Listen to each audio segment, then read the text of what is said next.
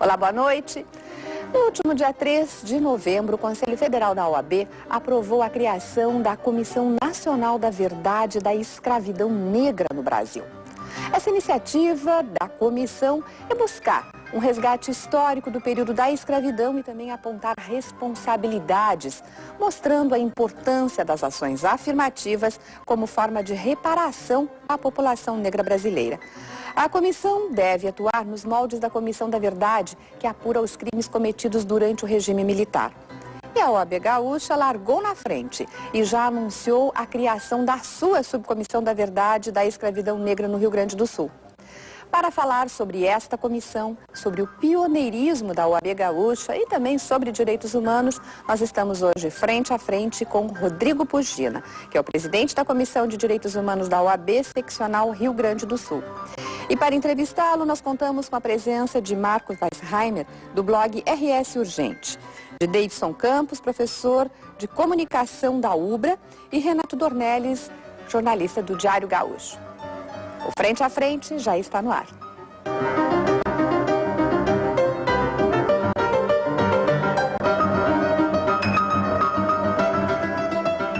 Neste começo de programa, lembramos que o Frente a Frente vai ao ar todas as quintas-feiras pela TVE e pela FM Cultura, no 107,7 do seu rádio, com a reapresentação aos domingos, às 9 da noite, aí somente aqui pela TVE. E você pode compartilhar, curtir ou sugerir assuntos para o Frente a Frente através da nossa página no facebook.com/Frente a Frente. Boa noite, doutor Rodrigo. Prazer em recebê-lo. Obrigada por aceitar nosso convite. Boa noite aos colegas também, sejam todos bem-vindos. Doutor Rodrigo, acho que começar a explicar como vai funcionar esta comissão aqui no Rio Grande do Sul e um pouco do histórico da sua formação. Primeiro, eu queria agradecer ao convite da TVE, especialmente um programa coordenado por ti, gerenciado, com por toda uma equipe bem grande. E toda a equipe da TVE, e principalmente com um grupo tão seleto de jornalistas que são reconhecidos nacionalmente, com um trabalho muito voltado também para a área social, pelo que a gente percebe nas matérias que a gente acompanha sempre no dia a dia. O Conselho Federal, de fato, foi muito ousado nessa matéria, É algo que a militância do movimento negro há muitos anos já vem solicitando, que trabalha sempre no mote da reparação. A escravidão tem sido pouco discutida no país. Me lembro, logo no início do governo Lula, foi criada a primeira legislação, que é a Lei 10.639, que tratava de inserir nas escolas o conteúdo relativo à questão da contribuição da população negra nas mais diversas áreas do conhecimento. E a gente ainda percebe uma dificuldade muito grande de conseguir inserir, de fato, essas matérias no âmbito escolar. Mais adiante veio a Lei 11.645, que também trouxe a questão do indígena, mas a gente percebe que as escolas muitas vezes trabalham buscando, por exemplo, naquele dia do índio, fazer uma roda com as crianças, botar uma pena na cabeça e, de certa forma, entendem que já atenderam o que a legislação determina e que estão trabalhando essa questão com as crianças. A escravidão, de certa forma, não tem sido bem debatida. O presidente Marcos Vinícius e o presidente Cláudio Lamáquia foram muito ousados mesmo em criar essa comissão. Um primeiro passo vai ser buscar que o Executivo Federal crie uma comissão, por parte do Executivo para poder buscar esclarecimentos sobre o que ocorreu. E os integrantes seriam de segmentos da sociedade, assim como a comissão da sociedade e também por parte do governo, sim, da sociedade, por parte do Conselho Federal, na verdade, integrado por advogados, mas também podendo trazer convidados para discutir essa temática. Porque, claro, isso é muito de uma seara sociológica e histórica do nosso país, então é difícil que somente a classe dos advogados possa discutir essa temática. No âmbito do governo, como é a própria Comissão da Verdade Nacional ou aqui do Estado, a gente tem pessoas das mais diversas áreas para buscar relatos e contribuições nesse sentido. Isso talvez seja uma forma de a gente conseguir vencer um pouco também esse racismo institucional que a gente tem muito forte no país.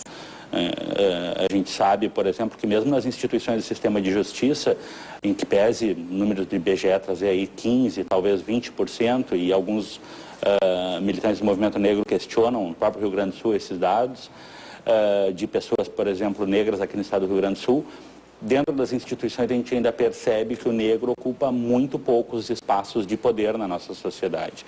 A gente pega instituições como, por exemplo, a Procuradoria do Estado, tem 1 ou 2 negros, né? Eu até brinco, 2. O Dr. Jorge Terra sempre diz que ele é a metade, que ele é 50%.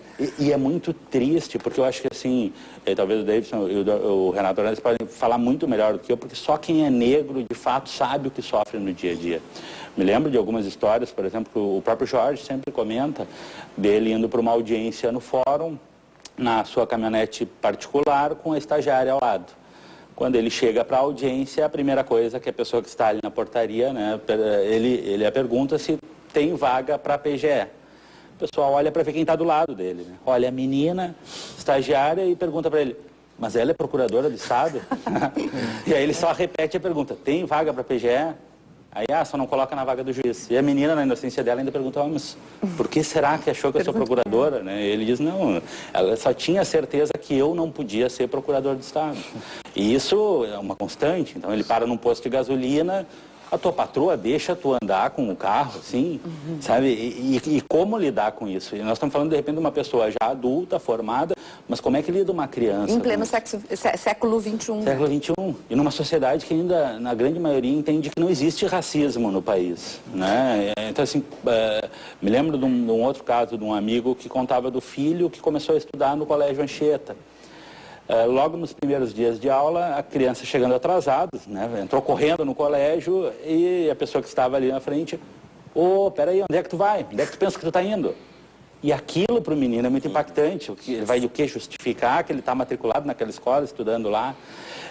E aquilo é muito impactante para a criança, pelo que a gente ouve depois do relato do pai, que também passou por isso na sua história. Boa noite, Rodrigo. Pode falar. Boa noite a todos. Boa noite. A ideia da comissão é bastante importante. Mais uma vez, a OAB, né, protagoniza um momento determinante da nossa história, né, ressaltando que é uma reivindicação antiga do movimento negro, né, e que antes, por exemplo, da própria Lei 10.639, nós temos marcos importantes, como a Marcha dos 300 anos, por exemplo, em 1995, e toda a discussão que se deu depois disso. Como essa comissão pretende trabalhar, né? Que essa é uma novidade, efetivamente, aqui no Rio Grande do Sul, mas se sabe que a OAB, em outros momentos, já tem discutido questões sobre o racismo e o preconceito aqui no Estado. Já se tem um modelo de funcionamento e como vai ser o diálogo com a sociedade dessa comissão?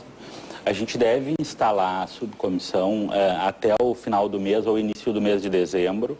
A ideia é convidar militantes do movimento negro aqui do Estado para participar desse encontro, poder muito mais ser pautado pelo movimento negro do que, na verdade, buscar, né, outras estratégias que não advinham, que não venham do movimento negro, porque, de fato, como bem se coloca, essa é uma pauta antiga, né, reivindicada pelo movimento negro.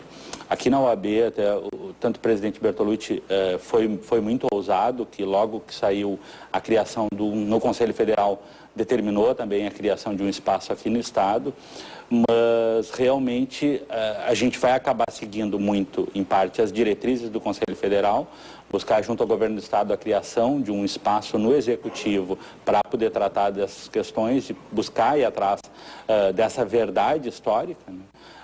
Buscando publicizar isso.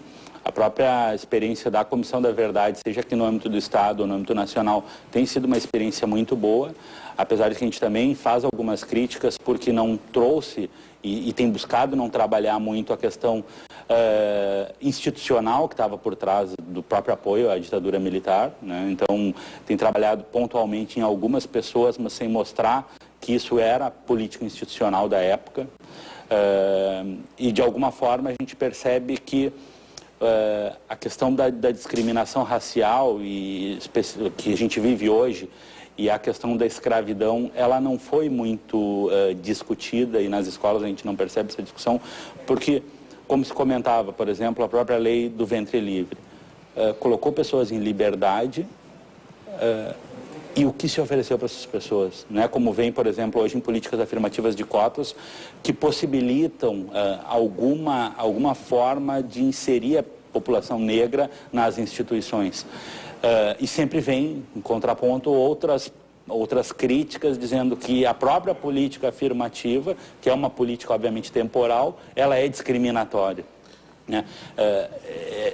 Sempre me chama a atenção, e em alguns espaços que tenho participado, hoje, por exemplo, tenho presidido um determinado conselho que fiz questão de contratar uma estagiária que é travesti, uma estagiária que é negra, busco exatamente pessoas que, às vezes, pelas suas particularidades pessoais, elas têm uma dificuldade muito maior de conseguir acessar espaços de emprego formal, digamos assim, mesmo que enquanto estagiário.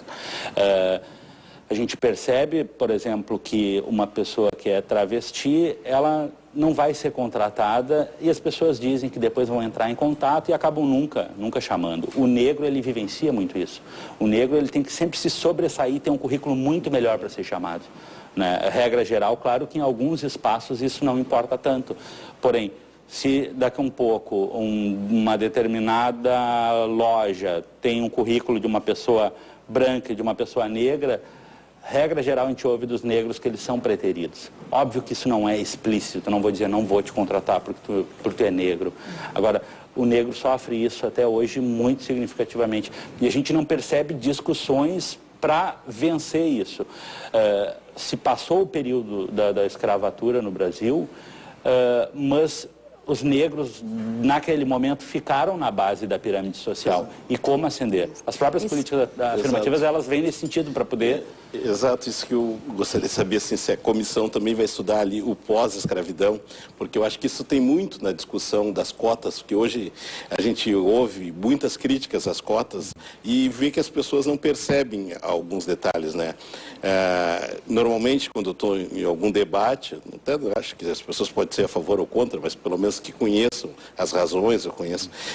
Normalmente, quando eu estou em algum debate, eu vejo normalmente os interlocutores afirmarem que são contra as cotas, porque o negro, ele não é inferior, ele é tão inteligente quanto o branco, etc, etc. E eu digo, eu sou a favor das cotas por esse mesmo motivo. Porque se o negro não é inferior e realmente não é ao branco, se ele tem as mesmas condições, eu sempre me perguntei por que há 30 anos, quando eu fiz a minha faculdade, por que nós negros éramos só 2% nas universidades, né? Então, por isso que eu acho que muito importante o estudo ali do pós-escravidão também, o levantamento do pós-escravidão, que vai explicar muitas coisas hoje até e por que tem que ter essas políticas afirmativas. Coloca muito bem, porque, de fato, o grande problema é esse momento pós-escravidão, né? Claro que a escravidão foi um absurdo, mas a maneira que se deu esse momento posterior à escravidão que criou a sociedade que a gente tem hoje, né? Mais da metade da população é negra no país e a gente não vê nos espaços de poder o negro ascendendo como deveria ser, óbvio. É uma competição muito injusta. A própria mídia, por exemplo, nessas discussões referentes às cotas, tem sido muito parcial. Então, percebo, por exemplo, alguns espaços midiáticos que colocam dois negros para discutir a questão, por exemplo, das cotas, um favorável e um contrário, para mostrar, olha como os negros estão divididos, eles mesmos têm dúvidas se devem ou não existir cotas, né? Uma política afirmativa em relação à questão de cotas. E, claro, isso passa uma imagem, né, para a sociedade, como a gente ouve na própria sociedade, que é muito impactante. Porque se vende uma ideia também que o Brasil, sempre se vendeu uma ideia que o Brasil não é racista, especialmente lá fora, que somos um país de muita igualdade, que isso não existe. A prova quando estudantes negros, né, muitos estudantes negros que vêm para cá, que sofrem, especialmente, às vezes, o preconceito da própria polícia, né, que na área dos direitos humanos, né, o senhor sabe como é que é. Como é que vai ser debatido essa questão mais social, essa questão mais de comportamento hoje, ela também vai ter lugar nessa comissão? Com certeza, porque de fato essa política social, né, a maneira da sociedade agir em relação ao racismo, ela é tão forte que a gente ouve muitas vezes aquele próprio discurso que é antigo, o próprio negro, né, tem preconceito com ele mesmo. E óbvio que isso atinge a todas as pessoas, não dá para se fazer um recorte, por exemplo, a polícia é racista, mas, na verdade, a polícia é formada por pessoas dessa sociedade. E reproduz nessa realidade. Eu me lembro de um evento na Assembleia Legislativa para tratar exatamente da questão da violência policial em relação à população jovem negra do nosso país, que a gente sabe que sofre muito nas questões da violência. Num breve levantamento se percebeu assim que todas aquelas pessoas negras jovens que estavam lá já haviam sido 4, 5 vezes, pelo menos, abordadas pela polícia militar. E que é uma coisa que, de repente, uma pessoa branca, ela não vive isso constantemente. Um negro, da periferia, então, nem se fala. Essa pessoa... Nós tivemos aqui, recentemente, aqui no Rio Grande do Sul, se tornou notícia em todo o Brasil, o caso de parlamentares, né, mais especificamente o deputado Luiz Carlos Reins, fez um discurso que se tornou famoso em todo o país, tristemente famoso, né, qualificando quilombolas, negros, índios, gays, lésbicas como tudo que não presta. Né? Um fato importante, eu acho, para se registrar, é que esse parlamentar foi o mais votado aqui entre os deputados federais. Além disso, né, agora, nesse último processo eleitoral, começam a surgir também manifestações que acho que cresceram bastante contra nordestinos, contra negros, contra os cubanos porque são negros. Então, parece, na tua opinião, também, não há também esse racismo dissimulado que sempre meio escondido no Brasil. Na tua opinião, ele não está meio que saindo do armário também, se colocando essa cara na rua? Assim? Também muito bem colocado, Marco, porque...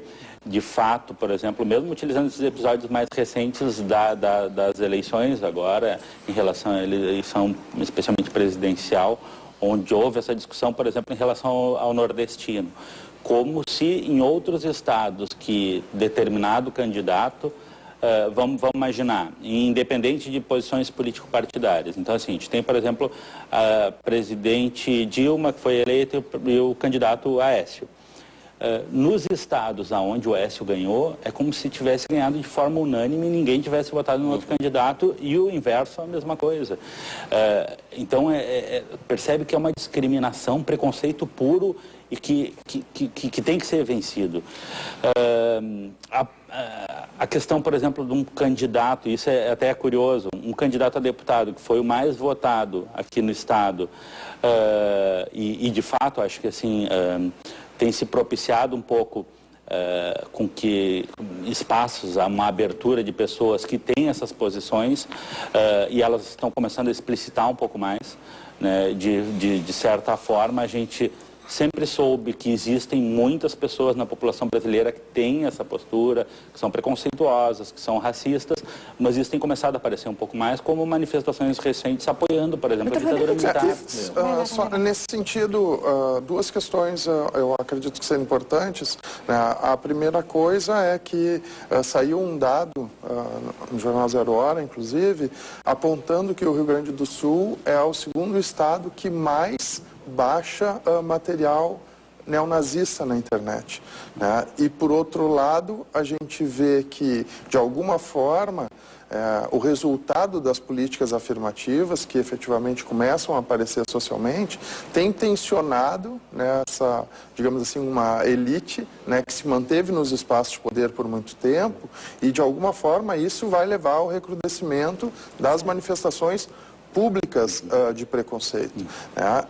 E principalmente a gente tem observado, eu acho que isso toca ao OAB e é por aí que vai a minha pergunta, né, a postura do judiciário gaúcho quanto às questões étnico-raciais, né? Se vê decisões polêmicas quanto à descaracterização de crime de racismo em diferentes momentos e principalmente de criminalização, né, das religiões afro-brasileiras. Como é que vai ser esse debate da OAB, né, com a esfera do judiciário, que hoje, de alguma forma, né, generalizando, claro, mas com decisões pontuais, tem se colocado a favor dessas elites?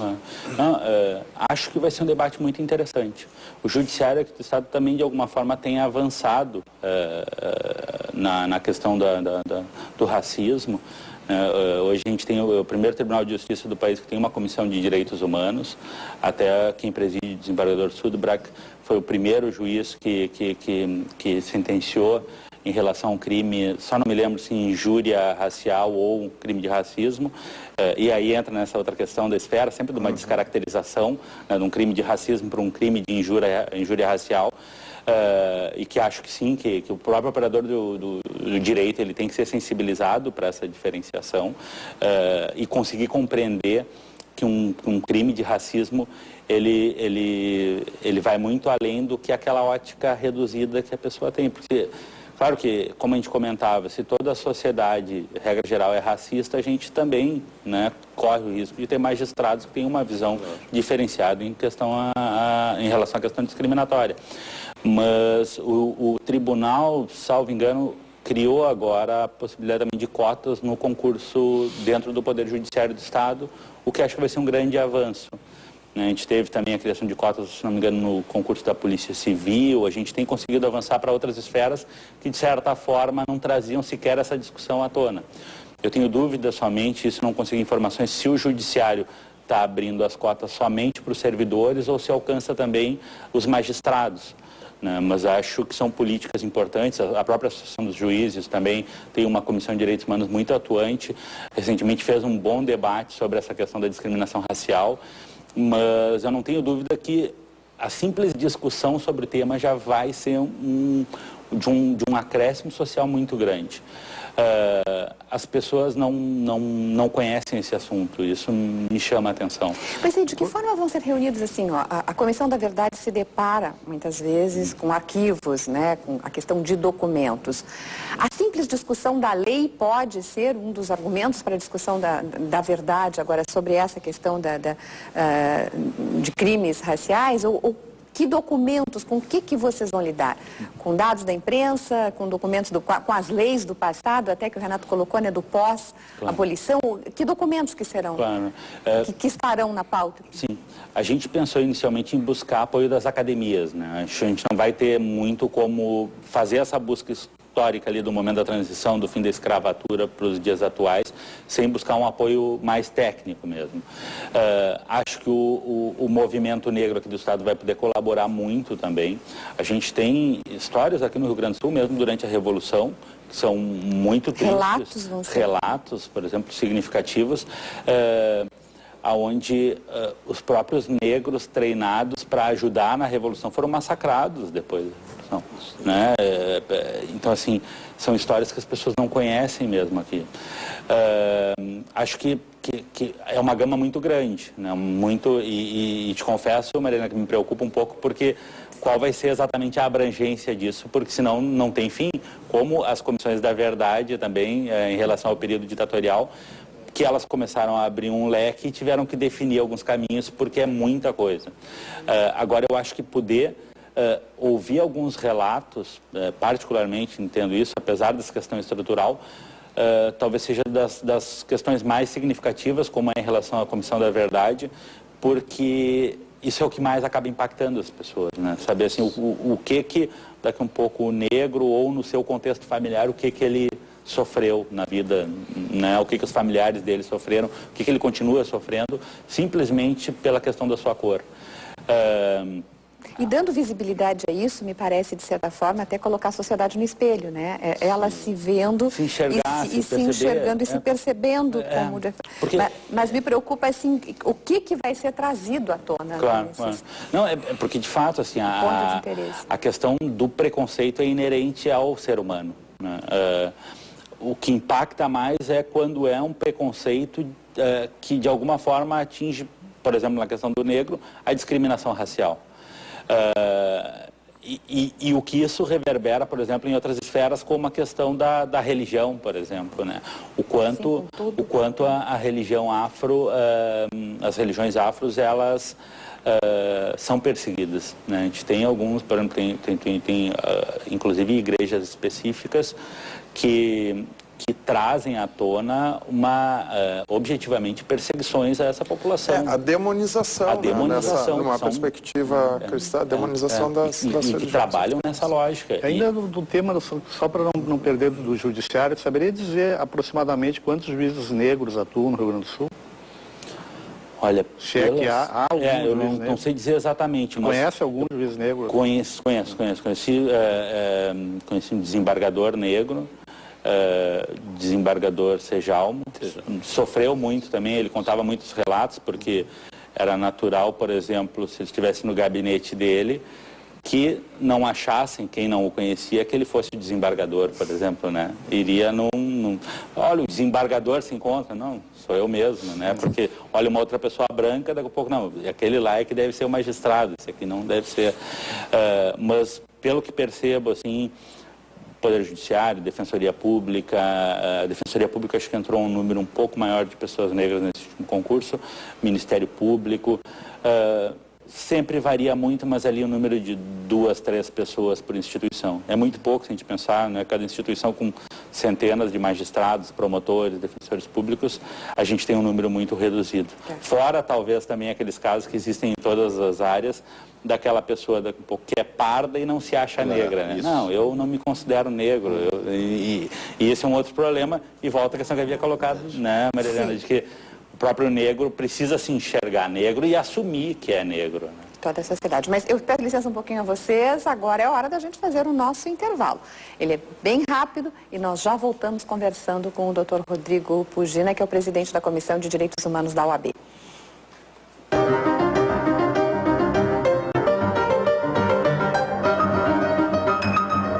Voltamos então com Frente a Frente, que hoje recebe o Dr. Rodrigo Pugina, que é o presidente da Comissão de Direitos Humanos da OAB aqui do Rio Grande do Sul.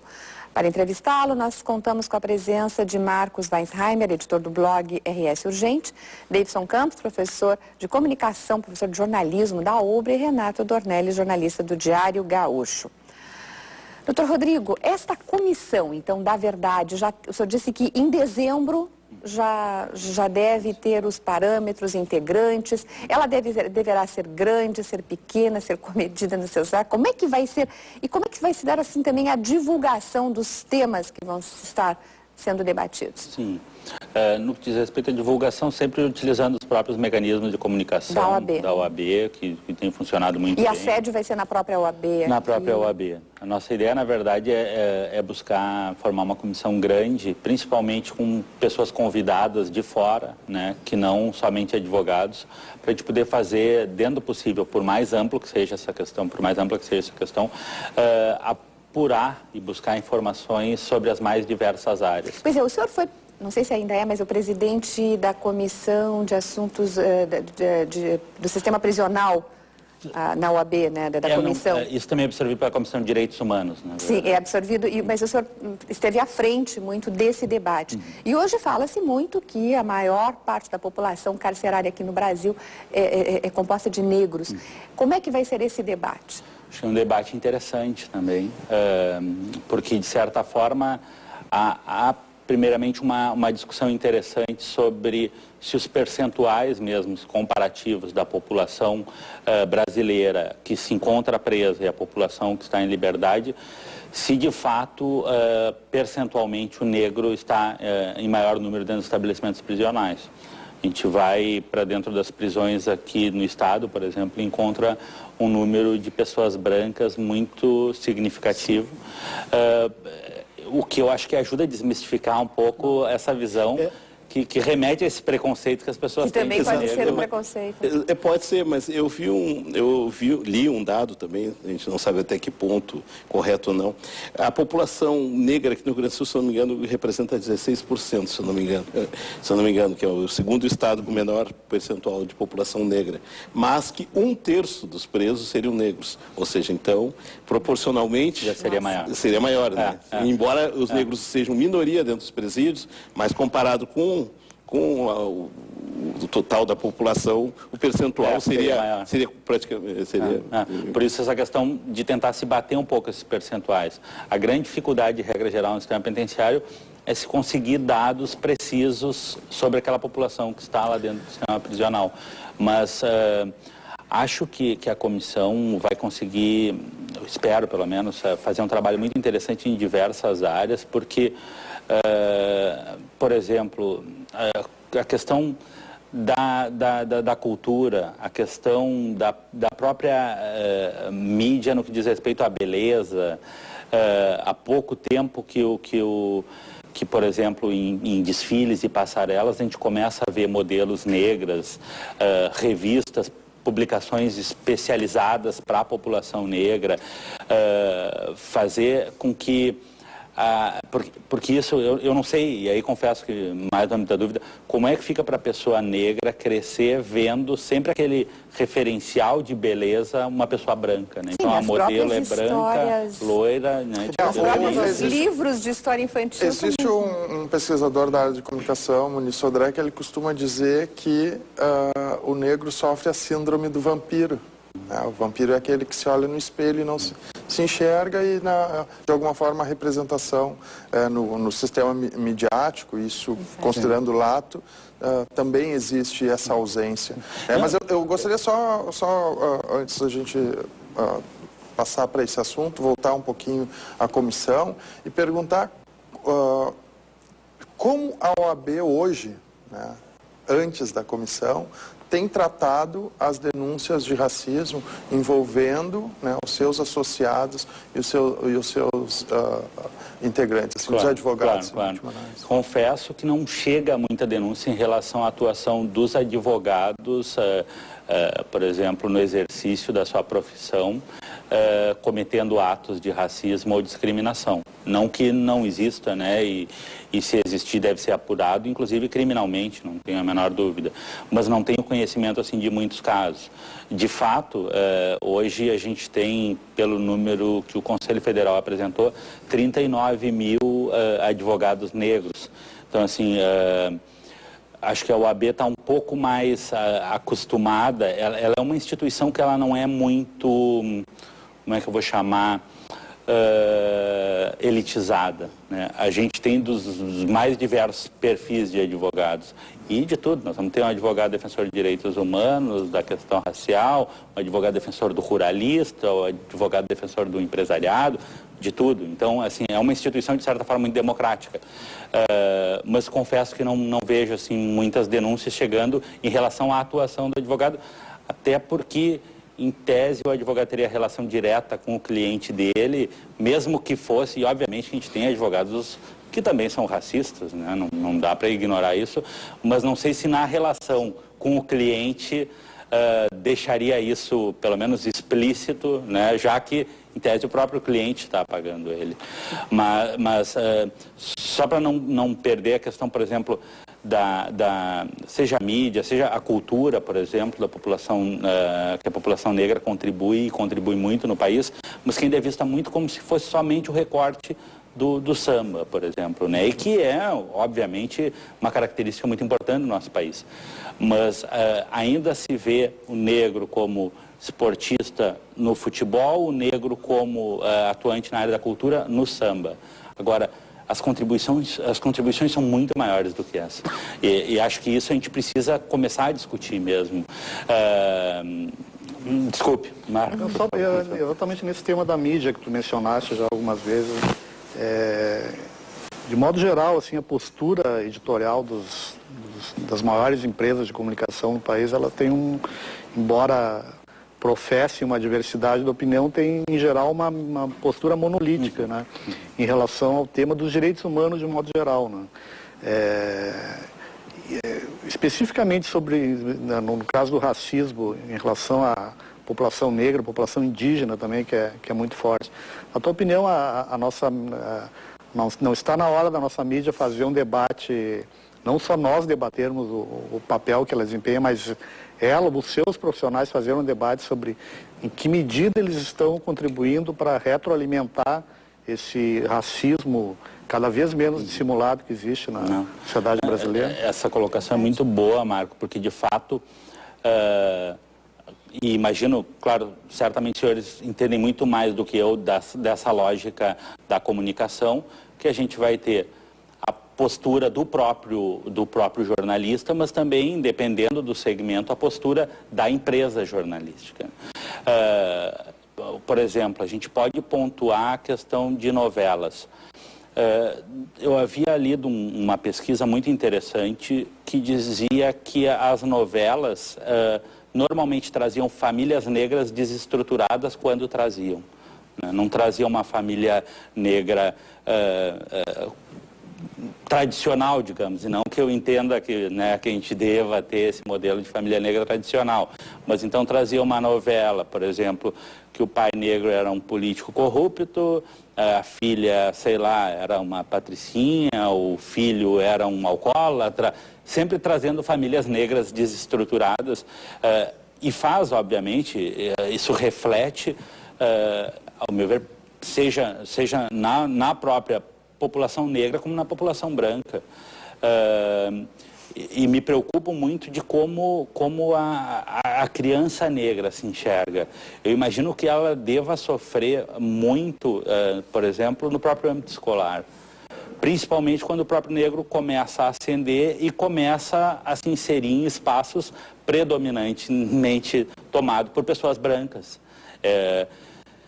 Deve ser uma constante essa discriminação vivida, até um ponto que talvez se criem armadilhas psicológicas que a pessoa não quer se ver como negra, né, ou que a pessoa acaba tentando imaginar que aquilo não é racismo e que talvez chegue num momento que nem sabe mais o que é preconceito ou não é, se o problema é ela mesmo como pessoa ou se é por causa da cor dela. E de alguma forma a gente precisa dessa transição, como em relação à Comissão da Verdade, para poder mudar o futuro, de fato, né? A Comissão da Verdade, buscando discutir, por exemplo, a questão das torturas e violações de direitos humanos durante a ditadura militar, ela é muito importante para que a gente pare de ter tortura como tem até hoje. A questão da discussão desse momento da escravidão que sofreu o negro, que foi escravizado, né? O próprio Rio Grande do Sul tem um hino que os militantes da causa negra trazem muito à tona, de que povo sem virtude acaba por ser escravo, como se a pessoa que foi escravizada, ela o foi porque não tinha virtudes, né? E que muitos criticam isso. Eu acho que a gente precisa começar a discutir. A gente precisa de mudanças. Agora, por outro lado, você falou da questão em número, a população negra. Claro que isso é uma coisa que a imprensa reforça, mas sempre dizemos o primeiro governador negro, o primeiro prefeito negro, o senador negro que nós temos aqui. Os Estados Unidos há pouco tempo elegeu um senador negro, né, apesar de já ter um presidente. Né? Então, assim, nesses expoentes e a sociedade, eu acredito que até a própria mídia reforce que muitos negros que são expoentes nas suas áreas, Pelé, Daisy Nunes, volto a falar, né? E aí se reafirmem nisso. Né? Como é que discussões que terão nesse sentido? Não, acho que podem haver discussões bem interessantes, sabe, Maria Helena, porque tu colocas um ponto que, de fato, as pessoas muitas vezes mencionam. Né? A gente tem, por exemplo, uma discriminação... Agora, é sempre o mesmo, né? Quer dizer, tivemos um governador, mas só um e sempre o meio, o prefeito o mesmo. Isso é uma questão importante, só fazendo um adendo, que a gente teve essa semana mesmo num programa esportivo bastante ouvido do rádio aqui do Rio Grande do Sul, as pessoas desconhecendo e ao mesmo tempo debochando, né, da figura do Abdias do Nascimento, que dá nome àquele viaduto ali, né, de maneira desrespeitosa, né, de o mais importante militante negro do século XX, porque ele começa a militância dele lá na ditadura do Vargas, né, e vai estender até praticamente há poucos anos, esse ano que marca os 100 anos dele. Então, essa repetição dessas pessoas, né, acaba de alguma forma, e muitas vezes sendo utilizadas como o Pelé para desconstruir os discursos de racismo, são utilizadas efetivamente para fortalecer como justificativas, assim como, né, de alguma forma, as próprias políticas afirmativas que têm sido utilizadas pelo poder público muitas vezes como uma justificativa para efetivamente não estabelecer, não implantar, né, as políticas necessárias efetivamente. Existe uma ideia de tensionamento desse poder público também, e aí voltando à questão da mídia, né, desse poder público que concede, né, o direito de uso, né, e que é utilizado, digamos assim, de uma maneira privada como um direito público? Imagino que sim. Imagino que haja a possibilidade em que pese a gente saber a dificuldade que é quando se trata de meios de comunicação. E que não é só nessa questão, não é só nessa questão. Essa violação dos direitos humanos é muito ampla. Ela é muito ampla. É curioso que muitas vezes se utiliza os direitos humanos quando interessa, mesmo para uma grande mídia, por exemplo, quando veio para o Brasil o ditador do Irã, se utilizou muito que ele era um violador de direitos humanos. Então, assim, não, ele não permite, né, que existam homossexuais lá no país dele. Não... Aí ele é um violador de direitos humanos, de liberdades individuais. Quando não importa, não se utiliza. Tenta discutir um pouco o próprio controle externo dos meios de comunicação, e é uma dificuldade, assim, tremenda, né? E como, por exemplo, cidadão, me surpreende a gente pegar, por exemplo, 2 jornais ou 2 revistas semanais e perceber que uma é completamente, vem com matérias completamente em contraposição da outra, e aí eu fico como leitor, o que eu faço, né? Qual que está correta, qual que é verdadeira, qual que não é verdadeira, até que ponto isso é comunicação de fato, é informação, e não que não possam existir meios, e talvez seja muito importante, inclusive, que tenham meios de comunicação tendenciosos, que assumam posições. Agora, por isso que eu acho que é muito complicado, às vezes, fazer esse debate com a mídia num todo. E com o poder público? Com o poder público, eu acho que sim, que é um pouco mais fácil. Só pelo fato dessas discussões já terem avançado um pouco em relação a ações afirmativas, acho que já nos permite uma abertura muito maior. As pessoas já estão dispostas, pelo menos as autoridades públicas, a discutir essa temática, tanto que, como eu havia comentado, o Poder Judiciário já está se abrindo para isso, outros concursos. Mas colocas muito bem essa questão, às vezes, de se utilizar algumas figuras públicas, porque é uma política que, de certa forma, funcionou muito bem, nesse sentido que colocas, nos Estados Unidos, onde a própria política afirmativa ela serviu um pouco para buscar alguns expoentes negros para tentar mostrar, olha como a gente não é racista, né? A gente tem um racismo muito premente, por exemplo, nos Estados Unidos, que tem um presidente negro. E o racismo lá continua da mesma forma, ou talvez até pior. Mas eles se assumem, de certa forma, né? Muito menos que tem uma postura muito diferenciada. Eles se assumem mais. Mas eu sou a representante das mulheres e eu quero perguntar que peso que vai dar, a quem que o senhor vai buscar de representação das mulheres, porque especialmente as mulheres negras sofrem um preconceito talvez até maior, bem maior que os homens. Então, um dado dessa semana, só contribuindo, que no mercado de trabalho hoje, o salário médio da mulher negra equivale a 35% do salário médio do homem branco.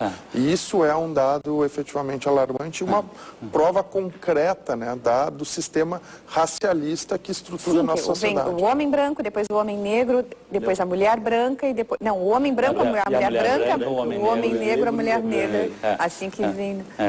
Não, e de fato, a gente ouve, por exemplo, por parte da população negra feminina, que ela sofre uma dupla discriminação. E qual é o papel dos movimentos feministas, e especialmente de representação das negras, terão na comissão? Sabe que percebo que o próprio movimento organizado gaúcho feminista, a própria TEMES, outras instituições que atuam já há um bom tempo, elas têm uma boa participação de mulheres negras nas suas instituições. Rede Feminista de Saúde. Isso.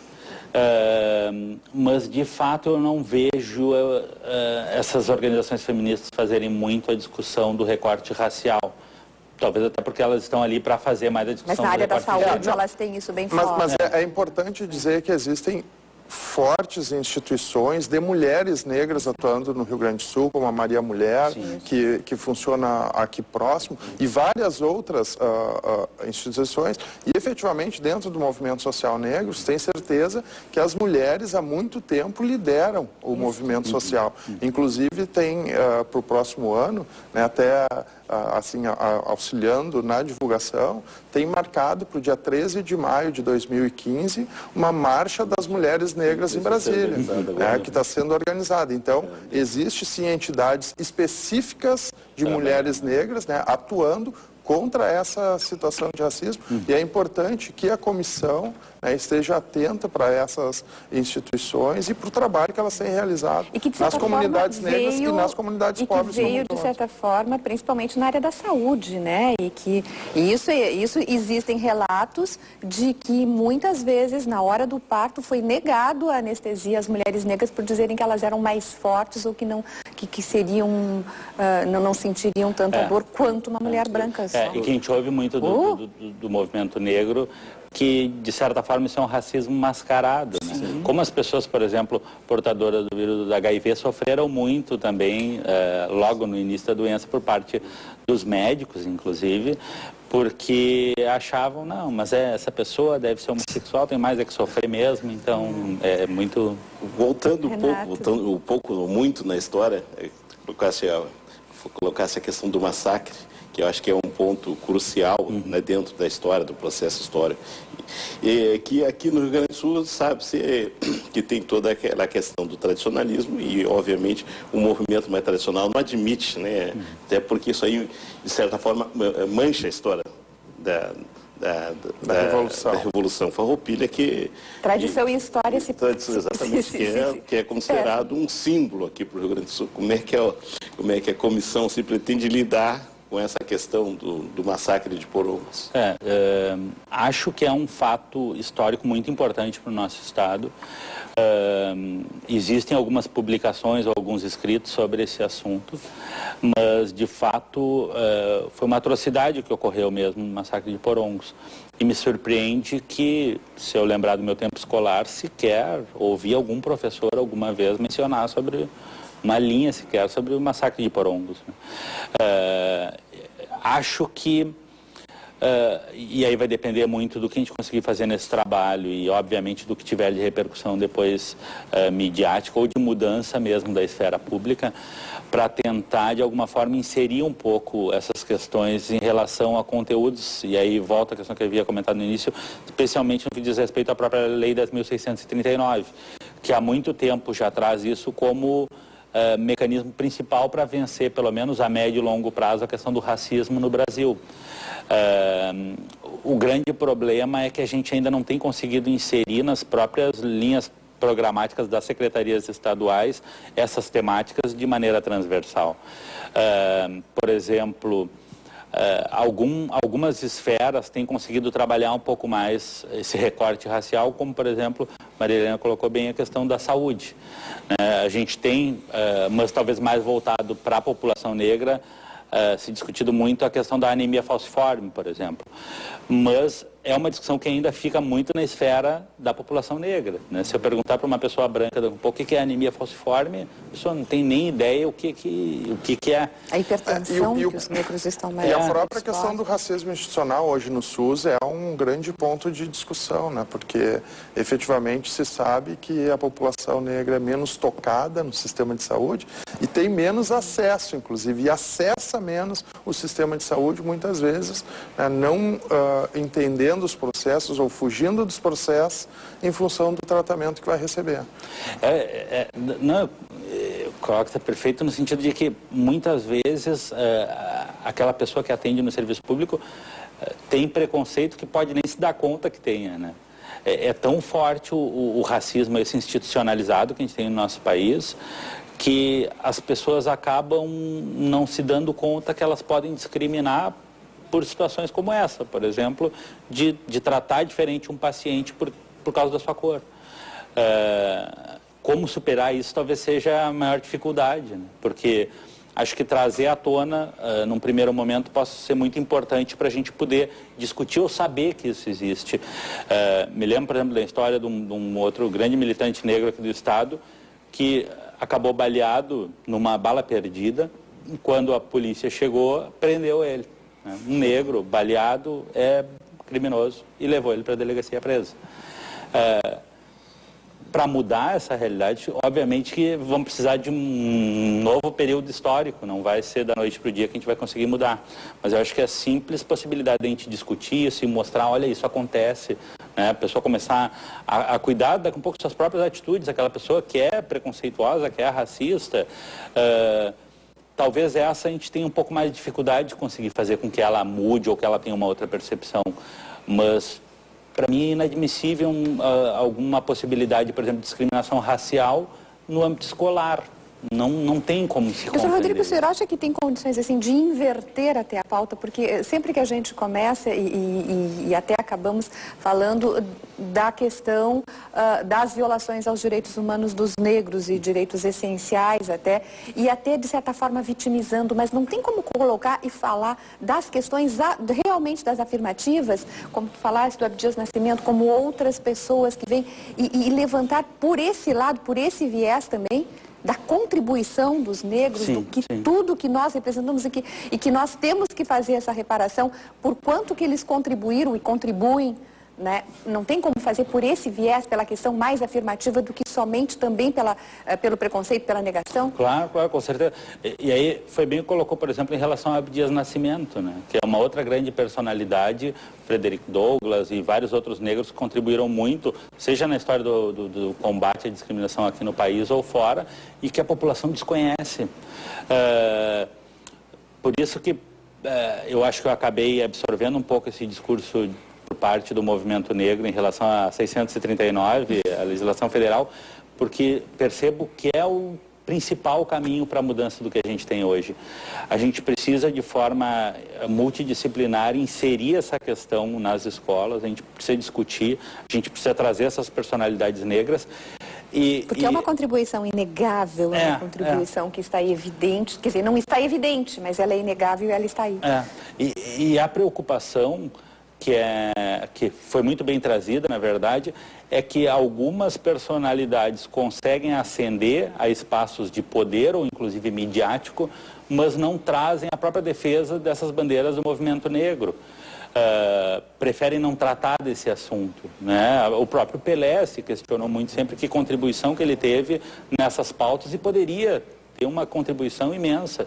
O Brasil, fora, né, do próprio Brasil, é visto como um país negro, né? As pessoas nos enxergam lá fora como população negra.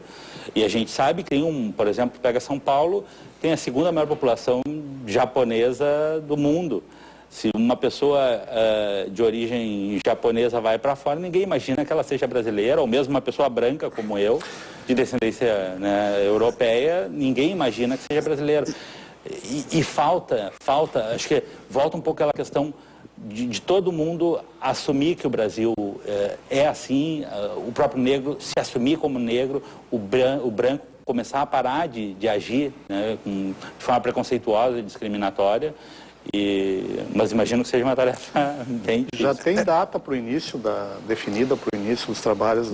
Sim, a gente deve fazer agora ou no final de novembro, no máximo início de dezembro a gente está programando. A ideia é fazer uma sessão pública de abertura? Isso. A nossa ideia é poder chamar principalmente os militantes do movimento negro mesmo, para poder ouvi-los, né? Uma pauta mensal, bimensal? A gente não tem da periodicidade marcada, mas 2015 vai ser bem intenso. Vai ser bem intenso, com certeza. Até porque isso é uma coisa muito bacana também que aprendi e continuo aprendendo com o movimento negro, é que são pessoas muito batalhadoras, que brigam muito, que insistem, que cobram. Então a própria OAB vai ter muito trabalho nesse sentido, porque não vai adiantar agora criar a comissão e não trabalhar. Então a gente vai ter que arregaçar as mangas e trabalhar muito, na verdade, para essa pauta. Gente, nosso tempo encerrou. Eu agradeço a presença Dr. Rodrigo aqui, agradeço muito a presença dos colegas mais uma vez e agradecemos como sempre a sua companhia nesta noite. Nós lhe desejamos uma boa noite, uma boa semana e na semana que vem, frente a frente, está de volta aqui no mesmo horário. Até lá!